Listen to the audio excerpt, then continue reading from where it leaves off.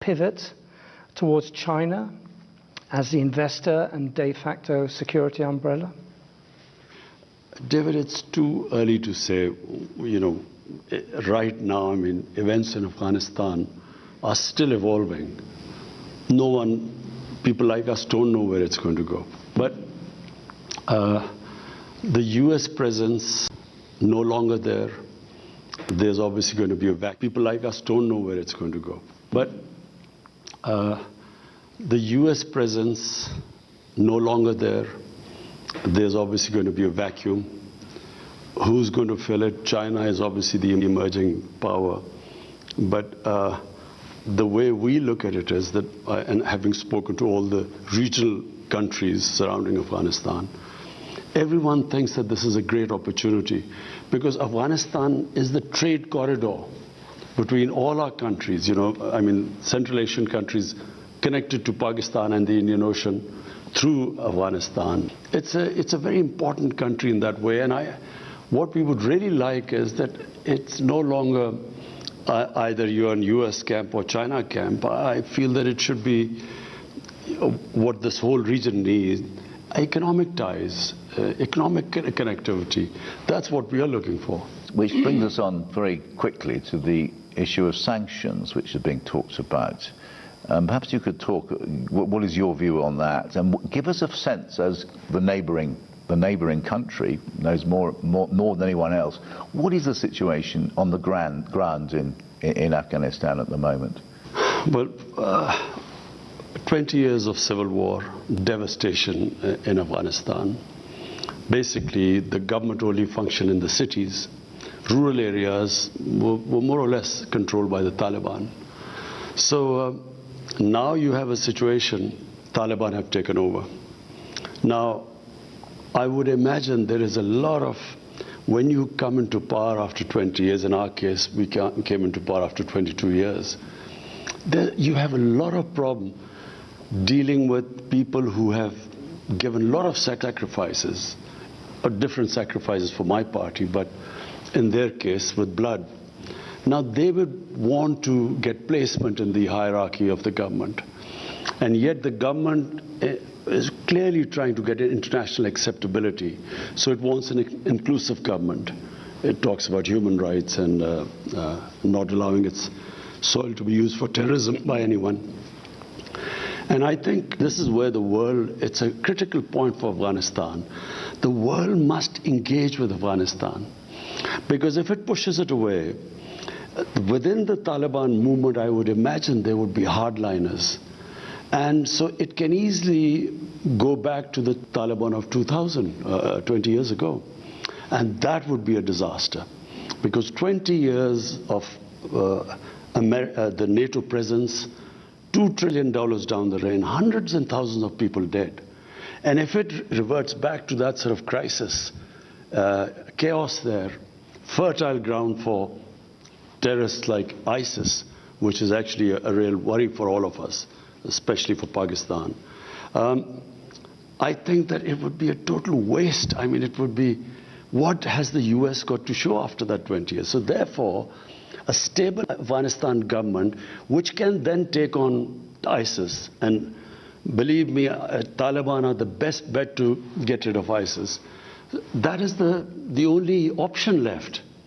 Isolating them, sanctioning them is going to, apart from anything else, apart from the chaos, it is going to be such a huge humanitarian crisis. Half the population is below the poverty line. The UN thinks that by next year, 95% of the population will go below the poverty line. The government only depended, 75% of the government budget was foreign aid. So if they leave them like this, my worry is it could easily revert back to 1989 when the Soviets left and the US left, and 200,000 Afghans died in that chaos. And that's where Taliban emerged, in that chaos. So I think it's a critical time, and the US has to sort of really pull itself together, because people in the United States are in a state of shock. It seems that they were imagining some sort of a democracy or nation building or liberated women, and suddenly they find Taliban back, and I don't think they have sort of found their feet as yet. There's so much anger and shock and surprise. But unless the US takes the lead, we are worried here that chaos in Afghanistan, we are the country which will be affected more after that. What did President Biden say when you put these points to him, as I imagine you will have done? No, I haven't spoken to President Biden as yet. You haven't spoken to President Biden? Well, it's up to him. It's a superpower. You're the next door neighbour to Afghanistan. They've just spent it's in the situation you say. Whether the Americans like it or not, you have an immense influence on the country. And President Biden has not spoken to you. I find that absolutely astonishing. Our security chiefs have spoken. Our foreign minister has been in touch with the US foreign secretary. But no, we haven't spoken. But we are in touch.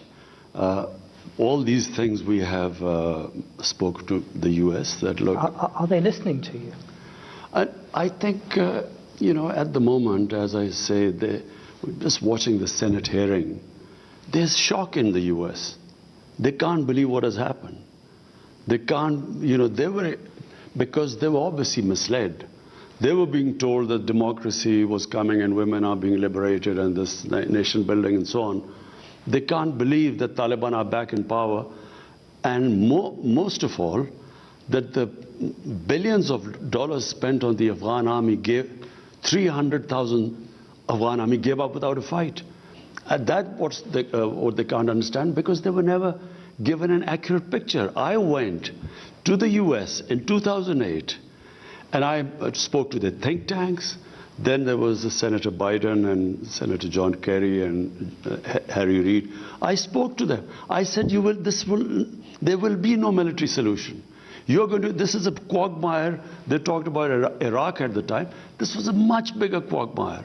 They didn't know the history of Afghanistan. So our army chief 2 years later went, General Kiani, he said the same thing to President Obama. He said, you're going to leave a big mess, we will have to deal with it, and you will not have a military solution. But unfortunately, I think they were led by the generals. And you know what the generals always say, what they've always said, give us more troops and we'll win, and more time. How do you assess how the Taliban have behaved since gaining power? I think, David, we have been so relieved, because we expected a bloodbath.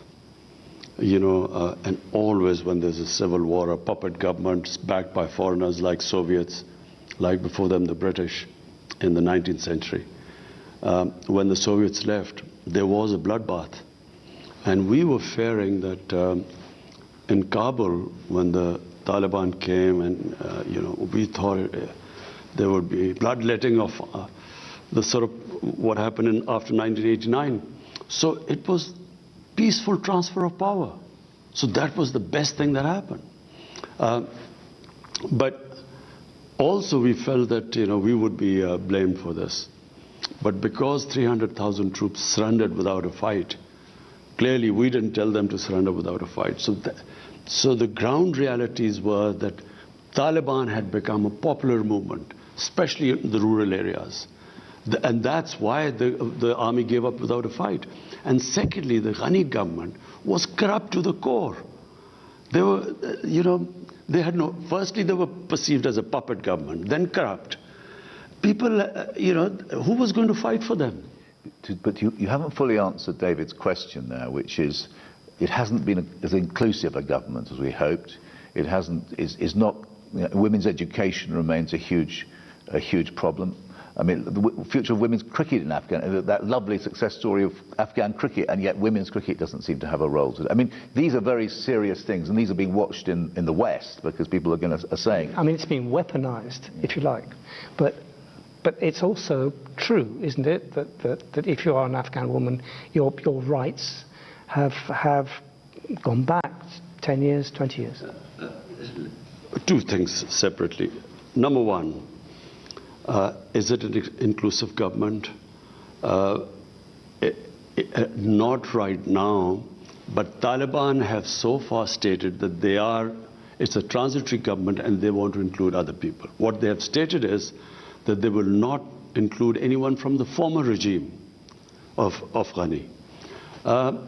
And really, they need an inclusive government because Afghanistan is a diverse society. It has mainly Pashtun, 50%, then there's huge Tajik minority. And I have tried my best with the Tajikistan president somehow to get them together. Then there are Uzbeks there, and Uzbekistan is trying to sort of get them together. So the neighbors are interested that they all form an inclusive government, so it's a stable government. About women's, please remember, Kabul, the women always had, the culture in Kabul for women was different to the rural areas. In the rural areas, women's lives hasn't changed. This is how they lived, it's a culture. It'll probably take time to evolve. The main issues in Kabul itself. And Kabul, if you went there 50 years ago, the Kabul culture was different to the rest. Now, my contention is that rather than forcing Taliban, to do this and include so and give the women, they have said that they will give women education. They have said that they will allow them to go to jobs. In the Islamic culture, I don't think they should be pushed to the point where there is clearly within the Taliban sort of the ground soldiers, who have a certain concept. You don't want to push them to a point because they don't have such clear leadership who can order them. And so I would imagine they would have problems from within. So give them time. They have made the right statements. We have no other option. What else are we going to do? If we sanction them, there's going to be the biggest humanitarian crisis in Afghanistan. Chaos there. So the best is to incentivize them to walk the talk, what they're saying, incentivize them. But if you force them, I would imagine the nature of the people is such that they will push back and they will, it will be counterproductive. Can I move on to the Pakistan Taliban, the TTP? I mean, on the flight over, I was rereading your wonderful book you wrote 7 or 8 years ago, Pakistan, in which you made the observation that once the Americans left, that was basically the cause of the instability, and then things would settle down naturally. The Americans have left, but have they settled down naturally? The TTP is a problem in Pakistan now, isn't it? It hasn't been solved by the departure of the Americans. Well, let's put it in perspective. What was TTP? TTP were Pashtuns along on the Pakistan side of the border. Just for the viewers, Taliban is a Pashtun movement. There are about 45 to 50% Pashtuns in Afghanistan. On the Pakistan side of the Durand Line, which was made by the British, are twice as many Pashtuns. But what is called the tribal area was the border area on the other side of Afghanistan. There were the Pashtun tribes, and there was actually no border. The Durand Line was never accepted. They used to move back and forth. Now we have fenced the border, but there was nothing there. Now, when the US invaded Afghanistan, they removed the Taliban. The Pashtuns on this side were completely sympathetic with the Pashtuns, not because of the religious ideology, but because of Pashtun ethnicity and nationality, which is very strong. So they turned against Pakistan. When we became an ally of the US, they called us collaborators, and they then started attacking the Pakistan state and started calling themselves Pakistani Taliban, which we hadn't had before we joined the alliance. So at one point, there were 50 different groups called themselves Taliban attacking us. There were 16,000 terrorist attacks inside Pakistan. 80,000 Pakistanis died. So as the American footprint decreased, so did this movement. The motivation went down because no longer were we collaborators. And now, clearly, we are no longer collaborators because we are not allying ourselves with anyone which is fighting the Pashtuns. So the motivation has gone down. Now we are trying to talk to those who can be reconciled, because it's from a position of strength. I always believe, all insurgencies eventually end up on the dialogue table, like the IRA, for instance. So now, from a position of strength, we want to talk to them. Because in Afghanistan, the Afghan Taliban have assured us they will not allow them to attack us from Afghanistan side, which the previous government did. RAW, which was the Indian agency aligned with the Afghan intelligence agencies, they helped them conduct attacks. One was the biggest attack against our Chinese nationals here. So now, because the Taliban won't allow them, we now have talked to them who we can reconcile and give up their arms and live as normal citizens. So that's what we're trying. And the ones who, then obviously the government will take action. I thought the TTP had been solved as a problem, and it's re-emerged, hasn't it, since the fall of Kabul? No, the TTP was always, it had been pushed out of Pakistan. We conducted a huge operation. I've been there. I've seen it. In North Waziristan. And I very much remember presenting a wreath to the 5,000 or more martyrs who fought in that terrible conflict. But you're talking to people who have slaughtered tens of thousands of Pakistanis. It must be very, very tough, that. Remember, Peter, there were about 50 different groups. Motivations of different groups were different. A lot of these TTP were because of the collateral damage. In the Pashtun culture, in the code of honor, if a family member is killed by someone, they have to take revenge. And to take revenge, they used to join the other side. And there were 480 drone attacks in our tribal areas. Imagine the collateral damage that caused. And secondly, the military operations in a tribal area. Whenever army goes into civilian areas, there's collateral damage. In my opinion, in Afghanistan, the Afghan Taliban, one of the Afghan ambassadors told me here, he said most of the Taliban in Afghanistan who became Taliban were because of the collateral damage, night raids, aerial bombardment. Exactly the same situation was here. What is your view of the American use of drones now in Afghanistan? I think it is the most insane way of fighting terrorism. How do you, doing a drone attack in a village, mud huts, and expecting that there won't be other casualties.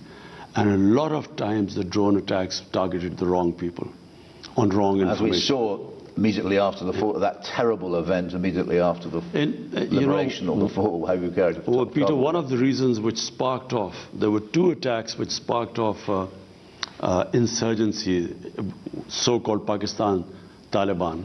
One was in 2004 where they bombed some people who they thought were militants, but were actually our own tribal people.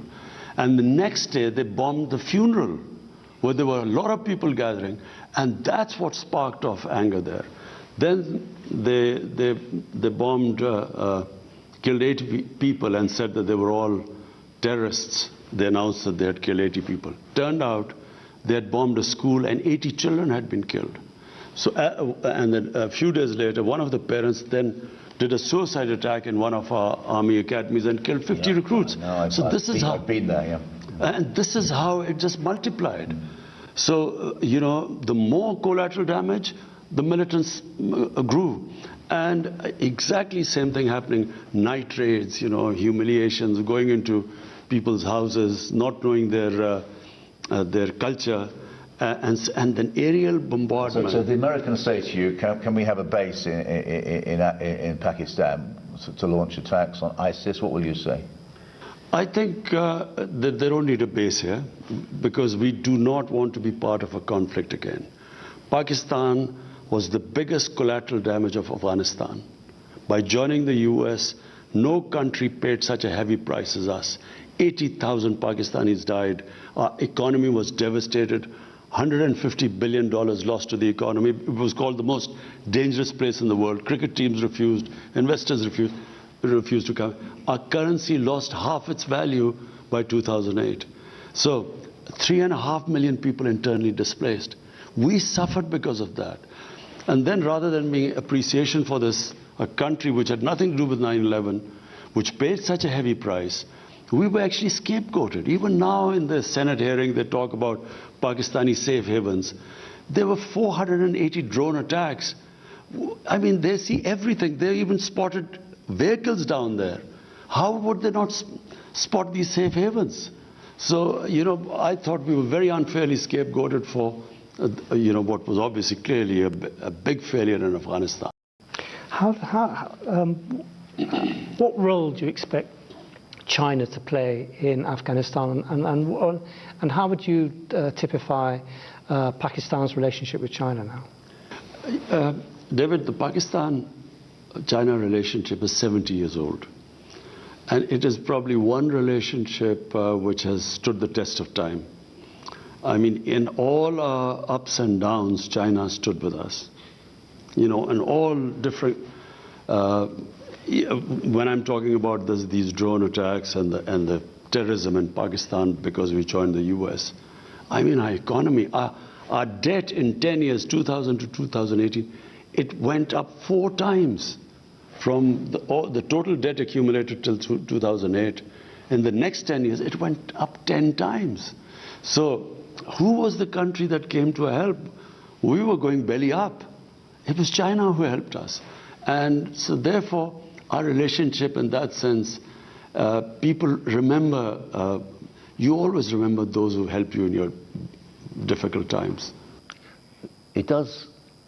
Why, the Uyghurs, I mean, there's no question that you are a senior Muslim leader, global, and you have been silent about what, at the very least, is a serious suppression of a Muslim minority in a neighboring country.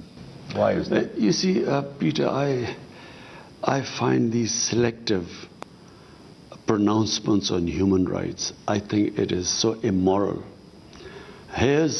Now, China is one neighbor, the other neighbor is India. In Kashmir, there are 900,000 troops who've put 8 million Kashmiris in an open prison. They have over 100,000 Kashmiris have died since 1989. The way what they are doing in Kashmir right now, and the UN reports saying what they are doing. Not one word of criticism in India, not just that, what they're doing to the minorities in India, to the Muslims in India, Muslims in Assam, the laws they have passed. It's a total racist government. Now, what I find so... We're going to come... Kashmir is a very serious subject. We really want to come on to that. But no, but Peter, I'm following from there. Now, they want us to criticize what's happening to the Uyghurs. We have spoken to China.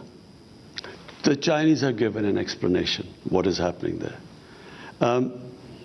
And our relationship with China is such that we have an understanding that between us we will talk to each other, but behind closed doors, because that's their nature, their culture. We do not talk about it in public. But in public, all I want to say is that why is there not such indignance about what is happening in Kashmir by the same countries that want us to talk about the Uyghurs?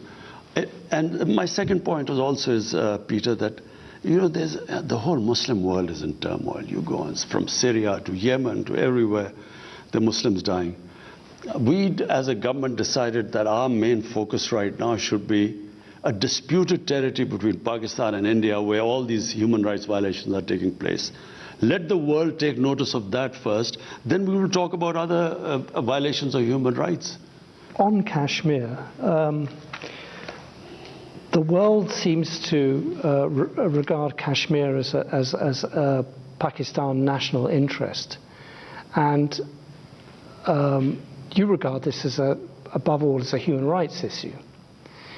How can you separate the two agendas and get the world to focus on what's actually happening in India-controlled Kashmir? You see, David, Kashmir was a disputed territory between Pakistan and India, and this was confirmed by 2 United Nations Security Council resolutions, which said that the people of Kashmir will be allowed through a plebiscite under the UN auspices to decide whether they want to be part of India or Pakistan. Now that right was never given to them. But worse, in 2019, 5th August, they had the special status until this right of self-determination was given to them. They took away the special status. And they clamped down on them by sending these 90,000 troops there. And basically Kashmir is an open prison. Now, our problem is that we are not now talking about it as a territorial issue. We are simply talking that allow the Kashmiris, and we in Pakistan have given them the other option. They don't have to come either to Pakistan or India, just their right, democratic right, if they want to be an independent country. So this is where it is. India, clearly the ball lies in Indian court. What do they do now? They cannot indefinitely have put these people in an open prison. Because having taken this step, I don't know what they expected. They are now trying to change the demography of Kashmir by bringing settlers from outside, which was also in the constitution provision prevented this from happening, that settlers would not be allowed to settle in Kashmir. And then the Geneva Convention, it states clearly that you cannot change the demography of an occupied country. You know, until that status is clear whether they're part of India, you can't change the demography. So they are actually trying to convert them from Muslim majority to a minority. How dangerous a situation? It's been rather forgotten because so much else has been going on. But how here we have two nuclear powers at odds with each other, and there's fighting almost all the time, isn't there, at a low level? You know, how dangerous a situation is Kashmir? Peter, if you look at the flashpoints, probably the nuclear flashpoint right now in the world is Pakistan-India. Because nowhere else is there such a situation where there are two nuclear-armed countries who've had 3 wars before they were nuclear-armed. So we haven't had a war since then, so because of the deterrent. I think as a 13-year-old, you wanted to join up into in 1960. I still remember. 65, yeah. I still remember that. But I feel that, you know, we had this little skirmish when there was a suicide bomb which went off in Kashmir. Indian soldiers were killed, and they blamed us. We kept saying that we will give us any evidence, and we will hold those responsible. We will take them, but have them punished, or even give them to India. Rather than giving us evidence, they bombed us. Fortunately, there was no loss of life. So, you know, Pakistan also retaliated, again bombed somewhere, and then they shot down an Indian plane. So in that situation, I mean, I as a chief executive felt it could have gone anywhere.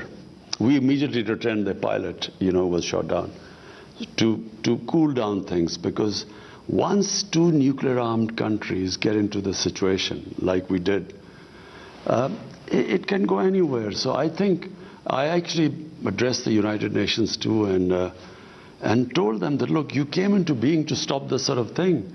There's an unresolved issue. It's your own Security Council resolution. In East Timor, the people were given the right. They passed a resolution. They were given a right to decide the destiny, plebiscite. They became independent. Why not Kashmir? And unfortunately, it's because of once, you know, if you're big enough, you have a huge market for other goods, that gives you the leverage actually to get away with, you know, which East Timor could not get away with. Can I ask you, all this seems incredibly familiar to Palestinians, what's happening to Indian-controlled Kashmir. It's almost as if Israel has given India the template, although that's probably a very crude way of putting it. But how dangerous is the liaison between Israel and India right now? I feel that, well, they are very close, you know. I mean, should we read anything into it that Narendra Modi visits Israel and then he comes back and clamps down on Kashmir, and, you know, the events of 5th August 2019, do we think that he got his instruction from there? Because that's what Israel has done. They have just built such a strong security apparatus, and they just crush anything. They will send people in, they will kill, assassinate, and then they have total immunity. They, whatever the United Nations General Assembly says, they have complete confidence in the veto power which the US has in the Security Council. So they get away with anything. And I feel that India feels, because now it is being used, or it is considered a bulwark against China, they are now part of the Quad. I feel it's the same thing. India can get away with anything. My whole point is that when they ask us to comment on human rights elsewhere, the worst human rights violation is in Kashmir. Nowhere, maybe in Israel, but nowhere are things as bad as they are in Kashmir. Were you pressurized by any Gulf country to recognize Israel? No, we weren't. No one pressurized us. In any case, Pakistan is a democratic country. There's no way we can take a decision without carrying our people with us.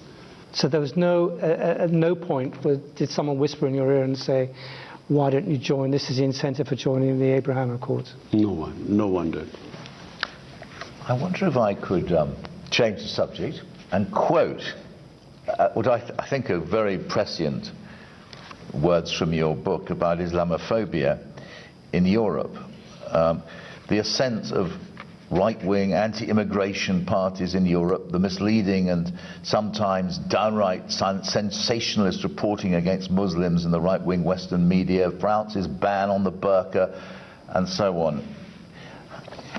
Nothing's got any better, as it has it over the last 7 years since you wrote those words.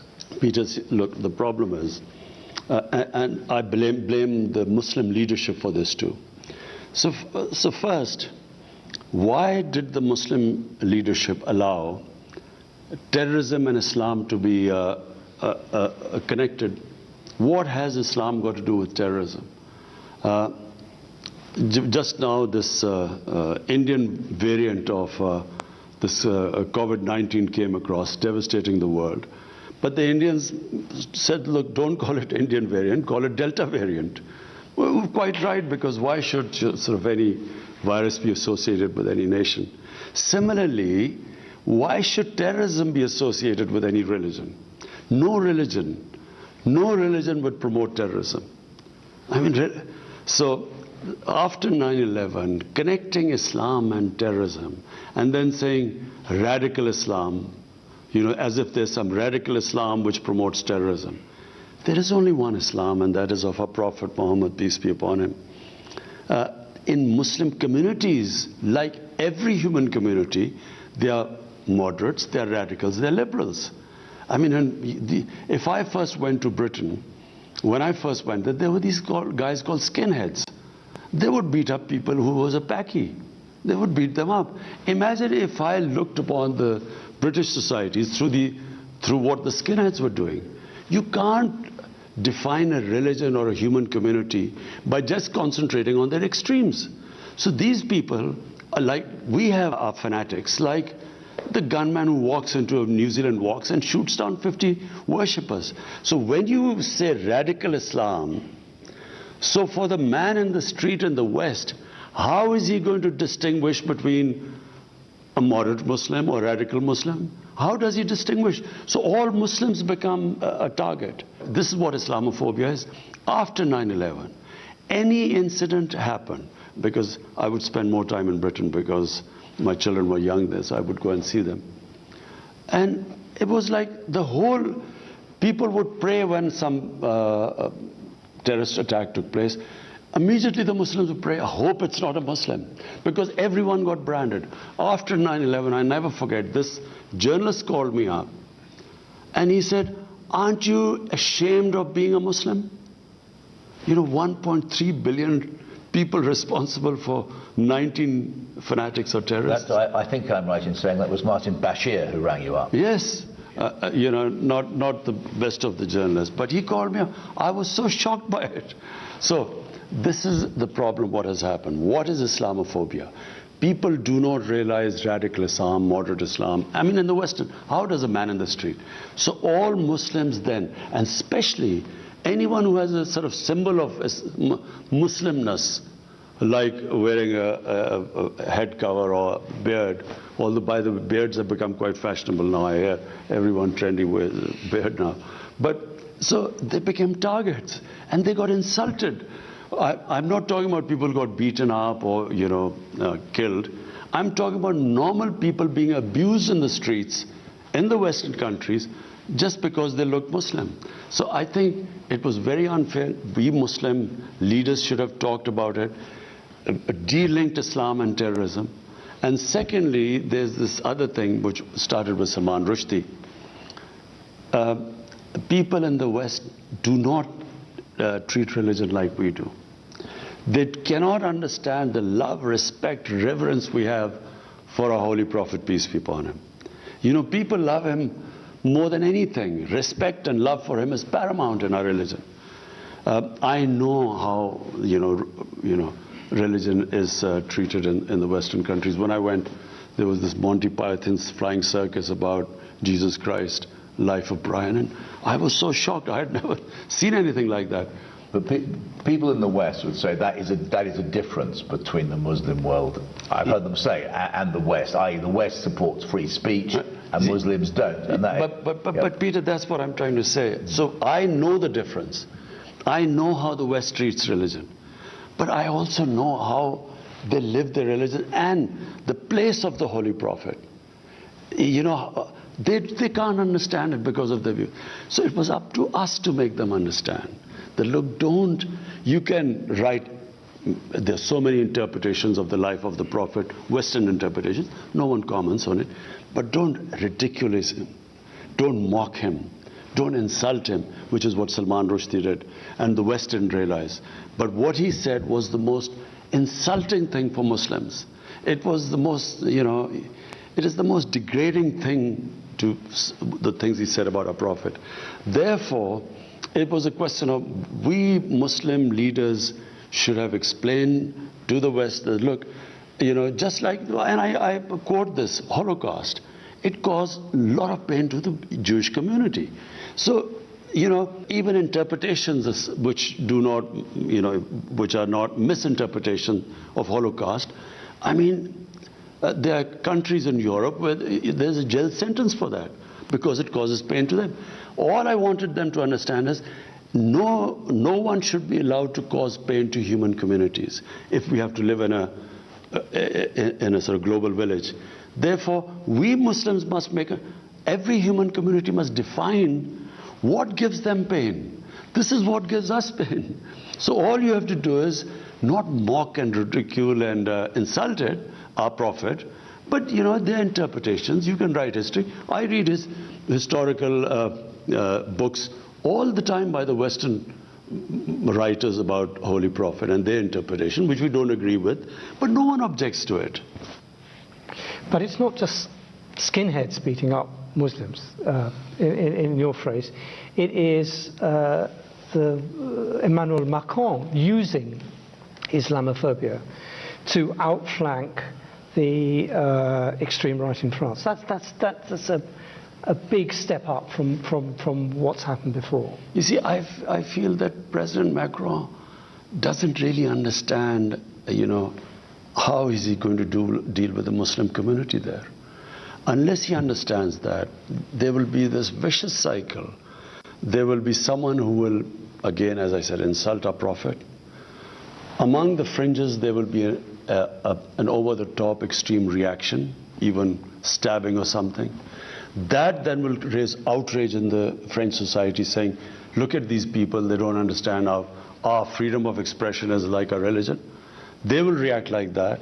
Police will clamp down on mosques and something. They will then marginalize the Muslims more.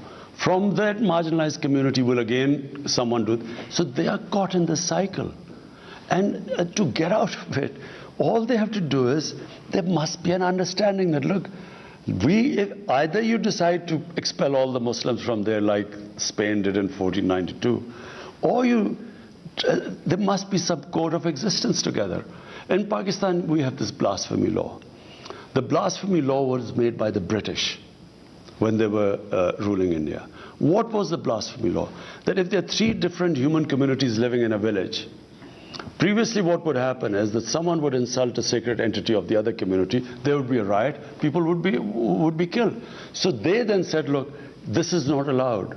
So instead of there being a riot, they would go to the police saying that, look, he's insulted my, and accordingly they'd act. So it was a deterrent not to insult other people. There has to be some sort of an equilibrium in the French society. Otherwise, my worry is that the cycle will keep going on and on. I know you've been very generous of our time. Can we ask 2 more questions? The first is climate change. We've got the big conference, I think it's next month in London. Will you be going? I'm planning to go. And what will be your message at this? I mean, many people say this is the last chance to save the world from some cataclysmic disaster. Do you agree with that? Peter, some of us, who've lived by nature, because I grew up, really where I lived was like a village, outdoors. It's now almost central Lahore. It is now. Zaman Park. It is. You can't sit outside it. It's like on the edge of a motorway. And then all my hobbies were, I would love trekking. Pakistan has the most beautiful trekking in the world. And then I loved this. In the winter, I loved partridge shooting, which was a beautiful time here. And so my life was outdoor. And then cricket outdoors on, beautiful grounds. People like us saw this change coming. You could see gradually the temperature getting warmer. And people in the villages, people who live by nature, also sense this. Maybe 20 years ago you saw this happening. But the world, I think, in the last 2 years, have suddenly discovered these strange weather patterns. And countries affected, like I'm in Germany, look at what happened in Germany and so on. So, and the fires that are in California, Siberia, and Mediterranean countries. So, people have begun to realize that we are really now, the human survival instinct has, I feel, kicked in. They are realizing that if we keep going at this rate, things are just going to keep getting worse. And therefore the emergency. My only worry is that the countries that are responsible for these carbon emissions are the developed industrialized countries. They are the ones who are really responsible for the high percentage of emissions. But I feel that they are making the right noises, but they are not willing to take the hard decisions because it is going to be difficult. When you change to renewables, it's going to be difficult, a little painful. Already they are talking in Europe about the gas prices going up and so on. So I think that unless and until they walk the talk, what they are saying, they then do it. They put their money where their mouth is. It's not going to happen, because when you worry about your elections, you worry about unemployment. And with Donald Trump, he was quite forthright. He didn't even hide behind any euphemisms. For him, progress, growth rate, jobs were more important than climate. Now, unless climate becomes more important than this, I'm afraid we will have a lot of conferences, but for electoral purposes, people will make the right noises. But what do you want COP26? I think it's COP26 to do. Well, for a start, look, it has a financial cost. If you want to really make an impact, you have to spend money on that. So clearly, countries like us, we're punching above our weight. We're planting 10 billion trees in this country. 10 billion now. 10 billion. We started 1 billion. We achieved that. We planted 2.5 billion right now. We are on our way to 10 billion. And then we are cutting down, we had coal power plant in the schedule. We scrapped that. And there's one going which, if we get some funding, we're willing to change that to, to renewables. And then we're trying to preserve, we're making different ways of preserving, our water supplies and increasing our oxygen, cleaning our rivers. Whatever we do, unless the richer industrialist countries, unless they take steps, I'm afraid, we don't. Our contribution to emissions are negligible, about less than 1%. To move on, finally, apparently you used to be a cricketer. England, the ECB cancelled a 5-day tour of Pakistan against the advice of the British High Commissioner, apparently. What was your reaction, given that all that Pakistan had done for English cricket in the last 2 years of those 2 tours, they come to the rescue during COVID, and then the English Cricket Board just cancels with no real... what did you make of that? What message did that send? Well, I've seen the evolution of Pakistan-England cricket ties over the years and with the other countries. I think that there is this, still this feeling in England that they do a great favor to play with countries like Pakistan. One of the reasons is that obviously the money. Money is a big player now, for the players as well as for the cricket boards. Indian Cricket Board now is the richest cricket board in the world. The money lies in India. So India basically now controls world cricket. I mean, they do whatever they say go. No one would dare do that to India, because they know that the sums involved, India can sort of produce much more money. So therefore, I felt that I think England let itself down. I didn't criticize, I didn't say anything. But I think England let themselves down, because I expected a bit more from England. I did not expect them, just unilaterally without even consulting anyone. And of course, the biggest worry of protection of the foreign teams is for us. Imagine if something happens in Pakistan to a team, we are responsible. And we have one of the best intelligence agencies in the world. So I checked thoroughly. We had completely secured everything. I mean, even the New Zealanders, they got scared and they left. But in the end, I didn't really comment on it. I think the teams let themselves down. I think New Zealand let itself down by just from the stadium cancelling a tour on something which we know was a fake news, which was initiated by some Indian through Singapore. We know that. And, they got worried and they left.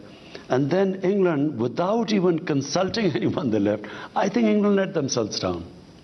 And let Pakistan down too, because it's very important, isn't it, that after the terrible events a decade ago with the Sri Lankan team, that you've had this long period of coming back to world cricket, and then suddenly at the very last minute for England to turn their back on you, it was a kick in the teeth. It was disappointing, but I think England should analyze what they've done, the England team. They should ask themselves the question.